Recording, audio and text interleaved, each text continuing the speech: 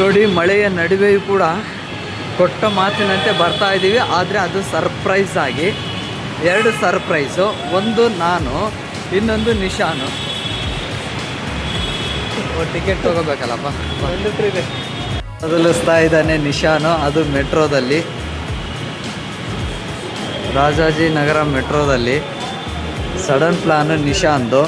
So ಹಾಗಾಗಿ ಬಟ್ಟೆ ಬದಲಿಸ್ತಾ ಇದ್ದಾನೆ. ಕಾಲೇಜಿಗೆ ಬೇರೆ ಹೋಗಬೇಕು. ಲ್ಯಾಪ್ಟಾಪು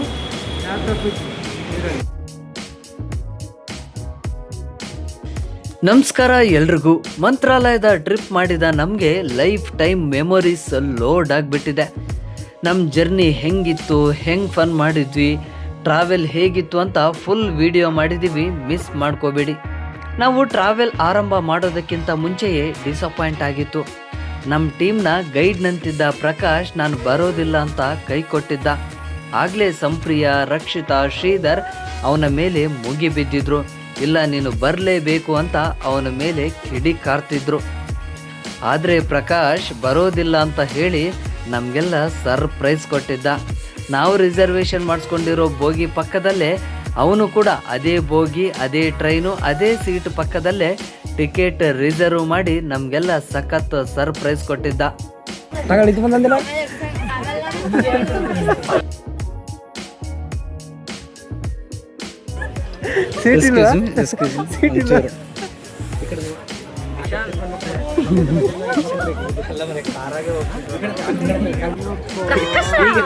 ಸರ್ಪ್ರೈಸ್ ನಾವೆಲ್ಲ ಸೇಫ್.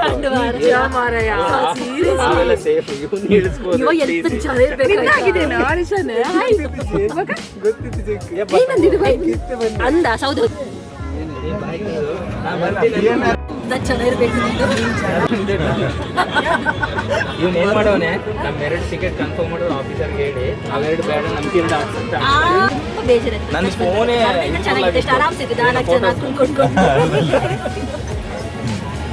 ಹಿಂಗೆ ಸರ್ಪ್ರೈಸ್ ಮೂಲಕ ನಮ್ಮ ಜರ್ನಿ ಸ್ಟಾರ್ಟ್ ಆಯಿತು. ನಾವು ರಿಸರ್ವೇಷನ್ ಮಾಡಿಸಿದ್ರು ನಾವು ಜನರಲ್ ಕೋಚ್ನಲ್ಲಿ ಟ್ರಾವೆಲ್ ಮಾಡ್ತಿದ್ದೀವ ಅಂತ ಅನ್ನಿಸ್ತಾ ಇತ್ತು.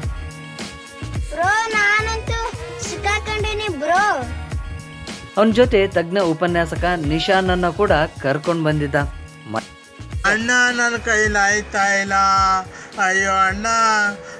ಯುಗಾದಿ ಹಬ್ಬಕ್ಕೆ, ಅದರಲ್ಲೂ ಗುರುವಾರವೇ ಮಂತ್ರಾಲಯಕ್ಕೆ ಹೋಗಬೇಕು ಅಂತ ಮೊದಲೇ ಪ್ಲಾನ್ ಮಾಡಿದ್ವಿ. ಪ್ರಕಾಶ್ ಬಂದಮೇಲೆ ಅಂತೂ ನಮ್ಮ ಟೀಮ್ ಸಿಕ್ಕಾಪಟ್ಟೆ ಆ್ಯಕ್ಟಿವ್ ಆಗಿತ್ತು. ಫುಲ್ಲು ಖುಷಿಯಾಗಿದ್ರು. ಟ್ರೈನಲ್ಲಿ ರಾತ್ರಿ ಇಡೀ ಕುಳಿತುಕೊಂಡು ಕಾಮಿಡಿ ತರ್ಲೆ ಮಾಡ್ತಾ ಎಂಜಾಯ್ ಮಾಡ್ತಾ ಇದ್ವು. ನಮ್ಮ ಕೂಗಾಟ ನೋಡಿ ಅಕ್ಕಪಕ್ಕದವರು ಕೂಡ ಓ ಎಷ್ಟೊಂದು ಫನ್ ಮಾಡ್ತಿದ್ದಾರಲ್ಲ ಅಂತ ನಮ್ಮನ್ನೇ ನೋಡ್ತಾ ಇದ್ರು. ಮೊದಲೇ ಟ್ರೈನು ಸಿಕ್ಕಾಪಟ್ಟೆ ರಶ್ ಇತ್ತು. ಶ್ರೀಧರ್ ಸೂಸು ಮಾಡೋಕೆ ಅಂತ ಹೇಳಿ ಎದ್ದು ಬಿಟ್ಟ. ಆದರೆ ಮುಂದಕ್ಕೆ ಹೋಗದೆ ಅಲ್ಲೇ ತಗ್ಲಾಕೊಂಡ್ಬಿಟ್ಟ. ಅಣ್ಣ ನನ್ನ ಕೈಲಾಯ್ತಾ ಇಲ್ಲ, ಅಯ್ಯೋ ಅಣ್ಣ. ಆಯ್ತು, ಶ್ರೀಧರ್ದು ಪಾಡು ಒಂದ್ ಕಡೆ ಆಯ್ತು. ಇಲ್ಲಿ ನೋಡಿ ಸಂಪ್ರಿಯ, ರಕ್ಷಿತನ ಪಾಡು ನೋಡಿ. ಬೆಳಗಿನ ಜಾವದವರೆಗೂ ಹಿಂಗೆ ಅಕ್ಕ ಪಕ್ಕ ಕೂತ್ಕೊಂಡು ಮಾತುಕತೆ ಹಚ್ಕೊಂಡು ಚಪ್ಪಲಿಗಾಗಿ ಹುಡುಕಾಡ್ತಾ ಇದ್ರು. ಸಾಕ್ತಾ ಸಾಕ್ತಾ ಮಂತ್ರಾಲಯಕ್ಕೆ ಹತ್ರ ಬಂದು ಬಿಟ್ವಿ. ಇನ್ನೇನು ಸ್ಟೇಷನಲ್ಲಿ ಇಳ್ಕೊಂಡ್ವಿ.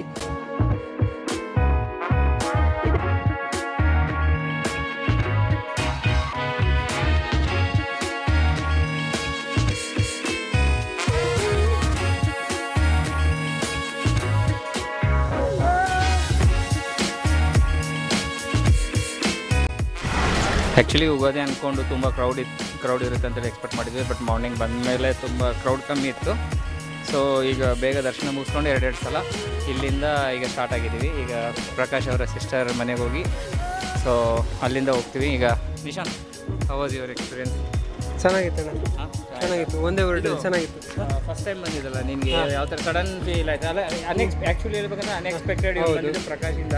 ಸೊ ಅದಂತಾರಲ್ಲ ರಾಯರ ಕೃಪೆ ಬೇಕಂತ, ಅದರಲ್ಲಿ ನಿಶಾನ್ಗೆ ಸಿಕ್ಕಿದೆ ಅವಕಾಶ.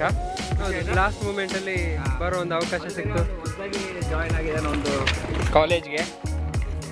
ಸೊ 1 ವೀಕ್ ಇದು ಸ್ಪೆಷಲ್ ಹಾಕು. ಓಕೆ. ಪ್ರಕಾಶು VIP ದರ್ಶನಕ್ಕೆ ವ್ಯವಸ್ಥೆ ಮಾಡಿದ್ರು. ಇನ್ನೇನಲ್ಲಿ ಟಿಕೆಟ್ ತಗೊಂಡು ದರ್ಶನಕ್ಕೆ ಹೋದ್ವಿ. 2 ನಿಮಿಷದಲ್ಲಿ ದರ್ಶನ ಮುಗಿಸ್ಕೊಂಡು ಹೊರ ಬಂದ್ವಿ. ಯಾಕೋ ಇನ್ನೊಮ್ಮೆ ದರ್ಶನಕ್ಕೆ ಹೋಗೋಣ ಅಂತ ಅನ್ನಿಸ್ತು. ಅದಕ್ಕೆ ಕ್ಯೂನಲ್ಲಿ ನಿಂತ್ಕೊಂಡು ನಿಧಾನಕ್ಕೆ ಇನ್ನೊಮ್ಮೆ ದರ್ಶನ ಪಡೆದು ಹೊರ ಬಂದ್ವಿ.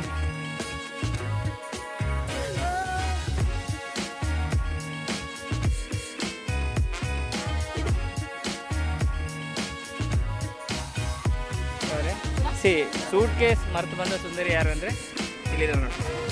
ಹೇಳಿ ಯಾಕೆ ಮರ್ತು? ಯಾರು ದೇವ್ರನ್ನ ನೋಡಿದ್ವಲ್ಲ ಹಂಗೆ ಖುಷಿ. ಇದು ಬೇಡ, ಇವಳು ಹೇಳ್ತಾವೆ ಕರೆಕ್ಟ್. ಅವಳಿಗೆ ಮರೆಯೋ ಕಾಯಿಲೇನು ಮುಂದೆ ಹಿಂದಿನ ಸಲ ಎಲ್ಲ ಒಂದ್ ಕಡೆ ಹೋದಾಗ ಗಂಡನನ್ನೇ ಮರ್ತು ಬಂದಿದ್ಲು, ಇನ್ನೊಂದ್ಸತಿ ಮಗುನೇ ಮರ್ತು ಬಂದಿದ್ಲು. ಹಾಗೆ ಈ ಸರ್ತಿ ಅದು ಬಂದು ಹುಡ್ಕೊಂಡು ಪಾಪ ನಾವೆಲ್ಲೋ ಕಂಪ್ಲೇಂಟ್ ಎಲ್ಲ ಕೊಟ್ಟು ಬಂದಿದೆ ಪಾಪ ವಾಪಸ್ಸು. ಸೊ ಈ ಸರ್ತಿ ನಮ್ಗೇನೇನು ಹೊಸ್ತ ಅನಿಸ್ಲಿಲ್ಲ, ನಿಮ್ಗೇನೇನು ಹೊಸ್ತ ಅನಿಸ್ತಾ? ಎಲ್ಲವೂ ಚೆನ್ನಾಗಿಯೇ ಇತ್ತು, ಎಲ್ಲವೂ ಚೆನ್ನಾಗಿಯೇ ಇತ್ತು. ಅದೊಂದು ಸೊ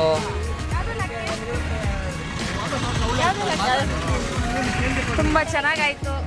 ರಾಯರ ನೋಡ್ಬೇಕಂದ್ರೆ ಯೋಗ ಬೇಕಂತೆ, ಯೋಗ್ಯತೆನೂ ಬೇಕಂತೆ. ಹಾಗಾಗಿ ಇವತ್ತು ಗುರುವಾರ ಆದ್ರೂ ನಮ್ಗೆ 2 ಸಲ ದರ್ಶನ ಆಯಿತು.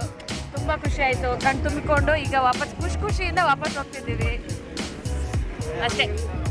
ಇನ್ನು ಆರಾಮಾಗಿ ಬೆಂಗಳೂರು ರೀಚ್ ಆದ್ರೆ ಸಾಕು. ಪ್ರಕಾಶ ನಮಗೆ ಬಾಡೂಟ ಅಲ್ಲ, ವೆಜ್ಜಲ್ಲಿ ಬಾಡೂಟ ಹಾಕಿಸ್ತಾನಂತ ಇವತ್ತು ಮಧ್ಯಾಹ್ನ ಅವಂದೇ ಎಲ್ಲ. ಪ್ರಕಾಶ್ ಮನೆಗೆ ಹೋಗ್ತಾ ಇದ್ದೀವಿ.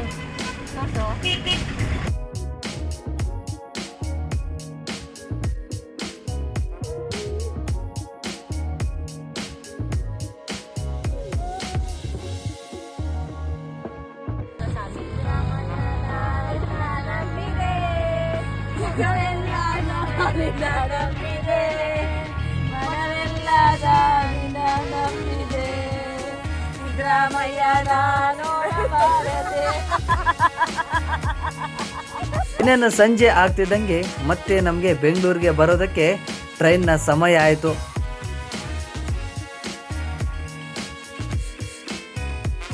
ಬೆಳಗಿನ ಜಾವ 4 ಗಂಟೆ ಆಗಿತ್ತು. ಬೆಂಗಳೂರಿಗೆ ರೀಚ್ ಆಗೇ ಬಿಟ್ವಿ.